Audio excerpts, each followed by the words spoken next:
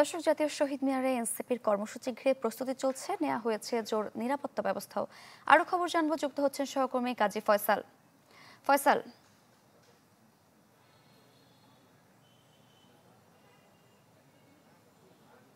সারিকা, জাতীয় নাগরিক পার্টির যে প্রতীক্ষিত সমাবেশ সেটি আজ বিকেল ৩টার দিকে শুরু হবে মূলত, এবং তারা ৩টা থেকে ৬টা পর্যন্ত এখানে সমাবেশ করার কথা রয়েছে। আমি মূলত আছি কেন্দ্রীয় শহীদ মিনারে, এবং কেন্দ্রীয় শহীদ মিনার প্রাঙ্গণেই মূলত তারা এই সমাবেশ করবে। এবং তাদের আজকের যেই মূল উদ্দেশ্য সেটি হচ্ছে যে নতুন বাংলাদেশ গঠনে তাদের দলীয় যে ইস্তেহার সেটি কিন্তু আজ এখান থেকেই ঘোষণা করা হবে, যেহেতু এবং এই এনসিপি বলছে যে আসলে তারা এই যে গণঅভ্যুত্থানের মূল যে নায়ক তারাই ছিলেন এবং তারা নেতৃত্ব দিয়েছেন, এবং সেই কারণেই তারা বলছেন যে তারা এই তাদের দলের পক্ষ থেকে ইশতেহার ঘোষণা করবেন মানুষের স্বার্থে এবং দেশের স্বার্থে। তারা এই এখানে বিভিন্ন বিষয় থাকবে, এবং গত 2024-এর 3 আগস্ট মূলত এই কেন্দ্রীয় শহীদ মিনার থেকেই তাদের যে গণঅভ্যুত্থানের অর্থাৎ সরকার পতনের, আওয়ামী লীগ সরকার পতনের যে এক দফা এক দাবি ছিল সেইটি কিন্তু এখান থেকে ঘোষণা করেছিলেন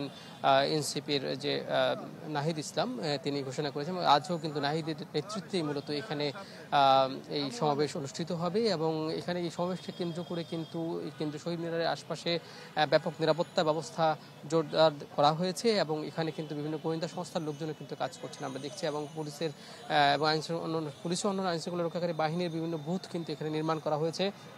এখানে আমরা দেখছি যে এনসিপির যারা নেতাকর্মী রয়েছেন তারা ধীরে ধীরে আসতে শুরু করছে, কিন্তু শহীদ মিনার আশপাশের এলাকায় কিন্তু তাদেরকে দেখা যাচ্ছে, এবং যারা এই আয়োজনের সাথে রয়েছেন, আয়োজনের বিভিন্ন কার্যক্রমের সাথে রয়েছেন, তারা কিন্তু এখানে পুরো প্রস্তুত করছেন এই সমাবেশস্থল। এবং আসলে এখন পর্যন্ত এই শুধু এনসিপি নয়, রাজধানী শাহবাগে কিন্তু ছাত্র দলের একটি সমাবেশ রয়েছে, এবং সরহদে উদ্যানে কিন্তু শিবিরের ছাত্র শিবিরের যে শিল্পগোষ্ঠী রয়েছে সাইমুম, তাদেরও কিন্তু একটি প্রোগ্রাম রয়েছে।